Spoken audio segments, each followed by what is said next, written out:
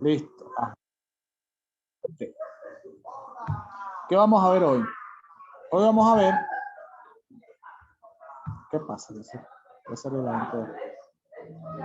Hoy vamos a ver las tres bacterias, las tres enterobacterias que nos quedaron de la clase pasada, ¿verdad? Que son Campylobacter, Citrobacter y Enterobacter. Y vamos a ver una bacteria que es importantísima que ustedes conozcan porque la van a ver muchísimo y es por milésima vez. Es una bacteria, no un parásito. Y hablo, me tengo menos un pan. Y hablo de la Helicobacter pylori. ¿Ok? La bacteria que produce la gastritis y es la principal causa de úlceras gástricas. ¿Ok? Es la principal causa de úlceras gástricas y duodenales. Así que, si me preguntan qué les voy a preguntar la prueba, Escherichia coli y Helicobacter se gana el primer lugar. Son importantísimas esas bacterias. Créanme que en su vida de médico la van a ver muchísimo, sobre todo el Helicobacter. De verdad que el Helicobacter la van a ver muchísimo. Ajá. Pero primero, déjenme comerme el café. Un momentico, primero el café.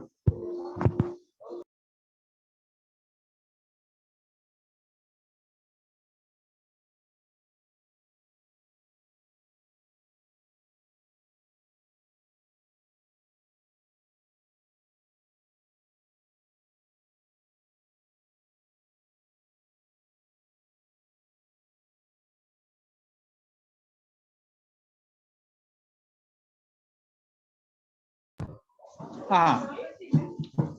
Entonces, Campylobacter. Antes de entrar al tema de Campylobacter, algo que me faltó decirles, hay cosas que de verdad que se me olvidan o no me acuerdo. Lo mismo. De la Proteus, la clase pasada, sí, la semana pasada, hablamos de Proteus, ¿verdad? Que era una de las bacterias que estaban más presentes en lo que eran las infecciones urinarias. Y me faltó decirles algo, y es que la Proteus tiene la capacidad de producir cristales de estruvita a nivel de la vía urinaria, ¿ok? Gracias a la urea. Él tiene la capacidad de agarrar la urea y agarrar también parte de los minerales que hay en la orina y formar lo que se conoce como cristales de estruvita, o los que es los mismos cristales de fosfato cálcico, ¿ok? Y por lo tanto, al formar esos cristales, a favorecer la formación de esos cristales, favorece la aparición de cálculos renales, ¿ok? Y normalmente los cálculos renales que producen son de este nivel, ¿ok? Son de este tamaño. Este cálculo tiene un nombre, que lo conocen los urólogos, pero no me recuerdo ahorita. Déjenme lo busco y les digo. Tiene un nombre, ese tipo de cálculo así. Fíjense que es que está aquí alumbrando, o que está formando, aquí que es rayo lúcido, o sea que brilla, o que es blanco en los rayos X. Esto es un cálculo y justamente tiene la forma de la pelvis renal y los cálices renales. Fíjense, estos son los cálices renales y la pelvis renal. ¿Ok? Y entonces, cuando usted vea a un paciente que tenga este tipo de cálculo, es probablemente un cálculo producido por Proteus. ¿Ok? Estos pacientes tienen que operarlos. ¿Por qué? Porque produce una obstrucción de la vía urinaria y produce una hidronefrosis que puede ser grave. Grave porque puede alterar el parénquima del riñón. Por lo tanto, ya saben, paciente que ustedes vean con este cálculo, un cálculo de este tamaño, por supuesto, produce un dolor horrible, quiere decir que es un paciente que tiene una infección probablemente por Proteus, ¿ok? Porque el Proteus es el que favorece la formación de los cristales de estruvita. Los cálculos son de muchos tipos. Cálculos de estruvita, cálculos de calcio, cálculos de sodio, cálculos de ácido úrico, ¿ok? El más frecuente es el cálculo de calcio y le sigue el de sodio. Y por lo tanto, el cálculo de estruvita es muy poco frecuente. y cuando está presente se asocia a infecciones por proteos. Eso se los digo porque olvidé decírselo en la clase pasada. ¿Se entendió? Si no lo pusieron en el informe, no pasa nada porque como yo no lo dije. ¿Se entendió? Sí, Sí, profe. profe. Sí, profesor. Sí, En profe. el informe sí se puso lo de los cálculos de Strubit. Excelente, excelente. Muy bien. Ajá. Bueno, entonces ya aclarado eso, vamos a hablar de Campylobacter. La Campylobacter también entra dentro de las bacterias, perdón, no entra dentro de las bacterias enterobacterias. Anteriormente, sí era considerada una enterobacteria. Hoy en día ya dejó de serlo. ¿Por qué? Porque la Campylobacter se demostró que no fermenta carbohidratos. Acuérdense que cuando yo les hablé de bacilo, de enterobacterias, tenían que tener algunas características, ¿verdad? Entre esas características encontramos que tenía que fermentar carbohidratos, ¿ok? Más allá de que la Campylobacter sí se ha aislado en pacientes con flora bacteriana normal, ¿verdad? O sea, se ha encontrado o se encuentra muchas veces en la flora bacteriana de un individuo, del intestino. Más allá de eso, no completa todas las características que debe tener una enterobacteria, entre las cuales incluimos fermentar carbohidratos. Ella no fermenta los carbohidratos, ¿ok?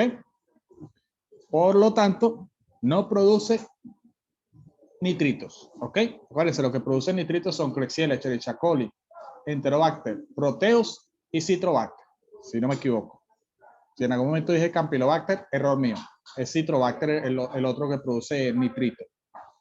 Y, bueno, en cuanto a sus características, son las mismas. Bacilo gram negativo curvo. Y al ser curvos y cortos, adquieren las características de alas de gaviota. No sé por qué dicen que ala de gaviota, pero la verdad no se parece nada a ala de gaviota, salvo esta que está aquí y esta. Pero bueno, realmente no tiene forma de ala de gaviota. Habría que meterle mucho el ojo para verlo. Y lo que sí puede tener es forma de espirilo. Cuando ellas se juntan muchas, forman esta estructura que fíjense que pareciera un espirilo, pero realmente no es un espirilo. Se dice que tiene ala de gaviota porque tiene la forma, ¿sabe? Cuando uno dibuja una especie de gaviota en esos dibujos que hace una casita, un árbol y hace una gaviota, la gaviota es así. Eso es supuestamente una gaviota. Entonces, por eso es que le dieron el nombre de gaviota, de forma de gaviota, mejor dicho. Déjenme borrar aquí. Ajá. Esa bacteria, por supuesto, es móvil, tiene un flagelo polar. Un flagelo polar quiere decir que ese flagelo está viendo a uno de los polos de la célula o está ubicado hacia uno de los polos de la célula. No es perítrico, como por ejemplo la Escherichia coli. Es oxidasa positivo, de crecimiento lento y tiene otra particularidad y es que es microaerófilo. ¿Ok? O sea, que puede permanecer en zonas con muy poca cantidad de oxígeno. Crece mejor a 42 grados centígrados y forma parte de la flora bacteriana intestinal normal de pollos, gansos, animales de granja, o sea, aves de granja, perdón, bovinos, cerdos, vacas, perros, gatos, conejos, ¿ok? Y una particularidad que tiene el Campylobacter, digo particularidad 750 veces, una característica fundamental que tiene el Campylobacter, que me lo dijo una vez mi profesor de micro, que cuando un paciente tiene una gastroenteritis, que ya vamos a ver qué es la gastroenteritis, cuando un paciente tiene gastroenteritis, normalmente, si tiene mascota, su mascota también presenta gastroenteritis, o sea que la presentan las dos al mismo tiempo. Entonces, cuando uno le llega a un paciente con una gastroenteritis, uno debe indagar si el paciente tiene mascota y si la mascota en algún momento presentó esos síntomas, ¿ok? Porque eso nos puede ayudar a nosotros a determinar que la infección es producida por Campylobacter, ¿ok? Y ya más o menos deben de tener la idea de cómo se adquiere esta infección, ¿verdad? Porque si está presente en la flora de aves, animales de granja y mascotas, ya más o menos pueden ir pensando cómo uno adquiere la infección producida por esta bacteria. Cuando quiera. Ajá. ¿Cuáles son las formas de Campylobacter?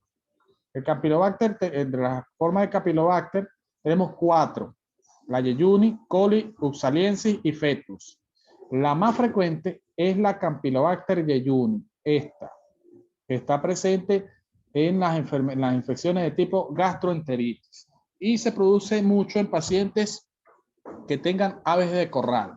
¿Por qué? Porque son pacientes que consumen normalmente comida o consumen carne blanca, que es pollo, gallina, ganso, pavo, ¿ok? Entonces, muy frecuente en pacientes que ingieran aves, o sea, carne blanca, o pacientes que tengan aves de granja. ¿Por qué? Porque uno de los mecanismos de transmisión de la Campylobacter es fecal oral. O sea, que las aves evacúan, ¿verdad? Dejan su materia fecal por ahí regada en el corral, viene la persona, limpia el corral o hace X cosa y no se limpia las manos adecuadamente, no se hace un lavado de manos adecuado y por lo tanto se lleva los microorganismos o los lleva a los alimentos o se los lleva a la boca y por lo tanto se infecta con Campylobacter. Entonces, muy frecuente en pacientes que tengan aves de corral. Acuérdense, paciente que les llegue a ustedes sospechen una gastroenteritis, ya vamos a ver cuáles son los síntomas de la gastroenteritis. Pregúntenle, ¿usted tiene mascota? ¿Tiene aves de corral? Sí, sí tengo. Entonces, ojo que puede ser una infección por Campylobacter jejuni. Poco frecuente, pero puede estarlo. Puede estarlo. La Campylobacter coli, por su parte, aparece mucho en pacientes que tienen cerdos, pacientes que tienen los que trabajan con granjas de cerdo, que tienen aquel montón de cerdos, 40, 50 cerdos y que los venden al matadero o que tienen hasta más, son propensos a sufrir gastroenteritis por Campylobacter coli. Y la Campylobacter oxaliensis y la fetus, bueno, la oxaliensis es frecuente en pacientes que tengan como mascotas perros o gatos, pero esto mayormente se da en pacientes que tengan, se encuentran en un hábitat muy deteriorado, ¿ok? Porque, o sea, en base a los estudios epidemiológicos, menos aquí, por supuesto, los perros y los gatos son vacunados, ¿verdad? Entonces los perros y gatos son vacunados, se mantienen se mantienen un buen estado de limpieza y por lo tanto los pacientes con perros y gatos son los menos propensos a sufrir gastroenteritis por Campylobacter. ¿Ok? Es más frecuente en pacientes que tengan aves de corral y cerdo. Sin embargo, no se descarta, ¿no? Pero bueno, cosas de la epidemiología. Y la Campylobacter fetus, que es recontra mega infrecuente, que está presente en pacientes que tengan animales bovinos, puede producir septicemia. Eso sí, cuando produce septicemia es una septicemia grave, una sepsis grave. Bueno, hoy en día no existe sepsis grave. Produce sepsis y shock séptico. ¿Ok? Nos vamos a centrar principalmente en esta, Campylobacter jejuni, porque es la más frecuente y la van a ver. La van a ver. ¿Ok? Las otras dos, la coli puede ser que sea un poquito frecuente, pero la oxaliensis y la fetus de verdad que son muy raras. Entonces, la Campylobacter es una zoonosis. ¿Saben qué es lo que es una zoonosis? Pregunto. No. Una zoonosis es una infección que se transmite de un animal a un humano. ¿Ok? O sea, el humano tiene la bacteria, el animal tiene la bacteria y ese animal de forma involuntaria transmite esa infección al ser humano. ¿Sí? ¿Qué es lo que pasa? Que estas bacterias normalmente no se encuentran dentro de la flora bacteriana normal del individuo. ¿Ok? Entonces se sabe que se adquiere la infección por medio de los animales. ¿Ok? Por eso es que esto se relaciona tanto con aves de corral, con cerdos, porque se dice que son los animales los que terminan transmitiendo la infección desde ellos hasta el humano. ¿Ok? Por eso se dice que es una enfermedad zoonótica. Cuando ustedes escuchen que una enfermedad zoonótica quiere decir que se transmite de animal a humano y no de humano a animal, por ejemplo. O de humano a humano, por ejemplo, también. ¿Me explico? Sí, profe. Ok. La Campylobacter es una bacteria muy infectante, ¿ok? Puede producir hasta 500 bacilos, sin embargo, es una enfermedad autolimitada. Ya vamos a ver qué significa autolimitado. Y la principal fuente de transmisión es la ingesta de carne blanca mal cocida, ¿ok? Carne de pollo contaminada. Repito, se ve mucho en pacientes que tengan aves de granja, ¿ok? Puede ser fecal oral, que nosotros, lo que les estoy mencionando, van, tocan las heces del animal, no se lavan bien las manos y se las llevan a la boca. Leche o productos lácteos que estén contaminados, vegetales contaminados también con heces de animales, agua o alimentos, lo mismo, y puede ser transmitido también por vectores. Y esto es también importante. La Campylobacter puede transmitirse porque una mosca, vamos a suponer las moscas o las cucarachas, entra en contacto con las heces del animal y entonces al entrar en contacto con la heces del animal, parece mentira, pero a través de las patas y a través de sus alas, se cree que sus alas, puede transmitir la infección parándose o sea, me explico. La mosca o la cucaracha se para en las heces de la ave, del ave de corral. Y de ahí, inesperadamente, se posa sobre alimento o carne, ¿verdad? Inmediatamente cuando se posa, transmite las bacterias al alimento, ¿ok? No se limpia bien el alimento, no se lava bien, no se cocina bien y por lo tanto, al ingerirse el alimento, se ingieren las bacterias, ¿ok? Se ingiere la Campylobacter y aparece la infección, ¿ok? Entonces, ojo, esto es una enfermedad transmitida por vectores y es importante. ¿Qué pasa con esto? Ajá. ¿Cuáles son sus mecanismos de virulencia? Esta bacteria tiene factores de adhesión. Se sabe que son adhesinas en forma de pili. ¿Ok? Ellas usan el pili para adherirse a la mucosa del intestino. Tiene enterotoxinas. Estas enterotoxinas son parecidas a la Escherichia coli enterotoxigénica, que acuérdense que producía dos tipos de toxinas, la termoestable y la termolábil, ¿ok? Y producía alteraciones a nivel de las células del epitelio del intestino, y entonces esa alteración lo que hacía era producir una diarrea secretora. Además, esa toxina que producen la Campylobacter, sobre todo Campylobacter jejuni, tiene la capacidad de causar necrosis de las células epiteliales del intestino y necrosis de las células endoteliales de los vasos sanguíneos. Por eso es que produce diarreas muy abundantes con sangre, ¿ok? Diarreas líquidas con sangre. Y tiene su cápsula que evita la oxonización, más que todo la Campylobacter fecal. No nos importa. Entonces, de todas las Campylobacter, la que más van a ver es la jejuni, ¿ok? La jejuni produce una enfermedad conocida como gastroenteritis infecciosa. ¿Qué es la gastroenteritis? La inflamación del estómago y sobre todo del intestino, ¿ok? Del estómago y de la primera porción del intestino principalmente, que es el duodeno, ¿ok? ¿Qué es lo que ocurre? Que la bacteria llega al estómago, llega al duodeno y el duodeno se adhiere a las células del epitelio e inmediatamente produce sus dos toxinas. Estas toxinas producen entonces el aumento de la secreción de las células del intestino delgado y se produce una diarrea secretora en principio, ¿ok? ¿Qué es lo que ocurre después? Que esas toxinas pueden llegar a producir la necrosis de las células del epitelio intestinal y posterior a eso producir la necrosis de las células endoteliales. Necrosis de las células endoteliales. Y al producir necrosis de las células endoteliales produce la erosión de los vasos sanguíneos que empiezan a liberar sangre a la luz del intestino. Y aparece diarrea con moco y sangre. Moco porque al producir las toxinas estimula a las células caliciformes del intestino a producir moco, a producir bastante moco. Y es por eso que aparece diarrea con sangre y moco.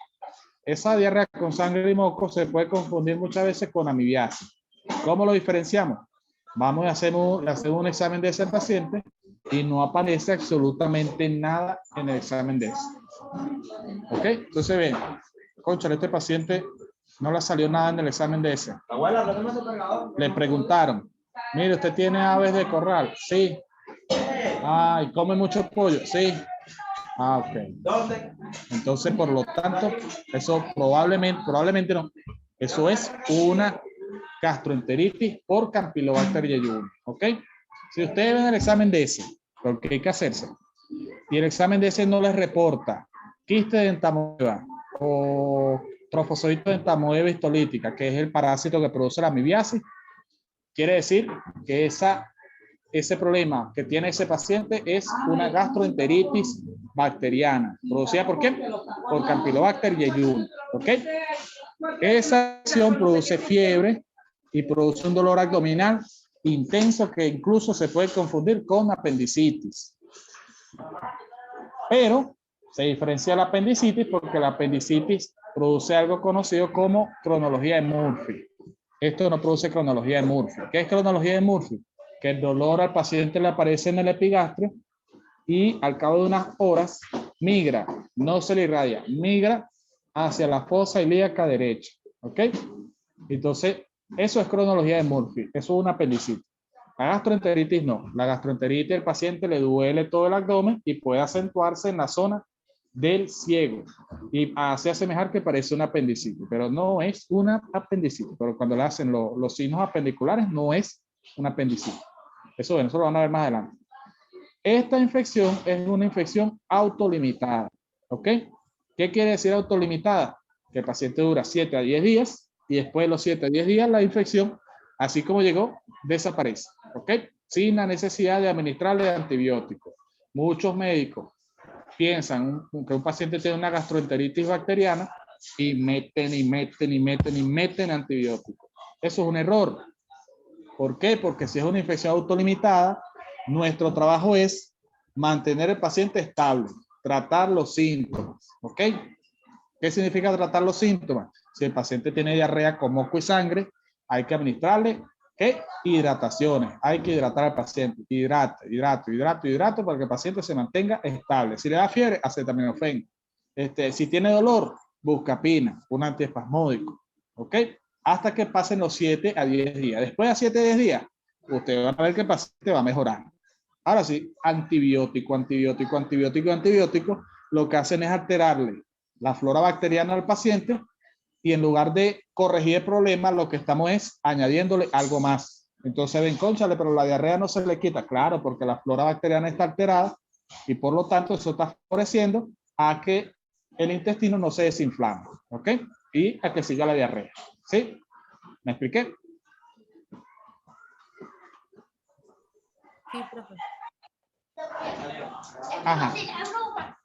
Entonces, por supuesto, Está hablando de, ¿cómo? ahorita que está hablando de esto, de la confusión de la diarrea disentérica con moco. Es un error muy Exacto. habitual, Exacto. porque yo tengo un amigo mío que se está grabando ahorita de médico, está en el hospital, y él le llegó un paciente, una niña de creo que de 7 años de edad con esas mismas afecciones. Y él decía que el laboratorio clínico que le hicieron las pruebas, porque ella presentaba diarrea con moco y sangre, que lo que era disentería, decía él. Y él decía que era mibiasis, porque que los resultados clínicos no le daban que era mibiasis. O sea, todo lo que está diciendo usted ahorita, a él le sucedió. Me imagino que no tenía conocimiento de la otro tipo de patología Claro, por las todo, bacterias. todo el mundo se mete, Pero sí, es un error muy habitual.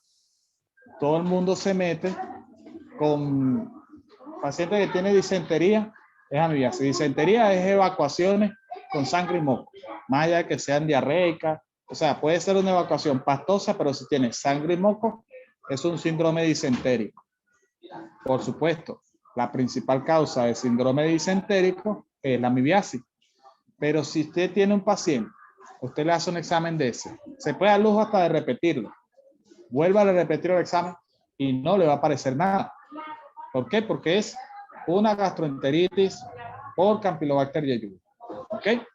Entonces, hay muchos médicos que ven la diarrea, el síndrome disentérico, no han hecho un examen de ese y ya, no, bébete metronidazol tanto por 10 días y ya listo. No, está malo. Hay que hacer el examen de ese y evaluar que realmente estén los quistes. Ahí en un examen de ese tienen que aparecer los quistes. No hay excusa para que no aparezcan los quistes de amibiasis. Bien sea quiste o trofozoito, ¿verdad? Porque la amibiasis tiene dos formas. O sea, una forma latente que es el quiste y una forma activa que es el trofozoito. Bien sea de una o de la otra, tiene que aparecer en el examen de ese. Si no les aparece, y si ustedes están muy seguros que es una amibiasis, pueden repetir el examen de ese. Eso sí, siguen hidratando al paciente para que el paciente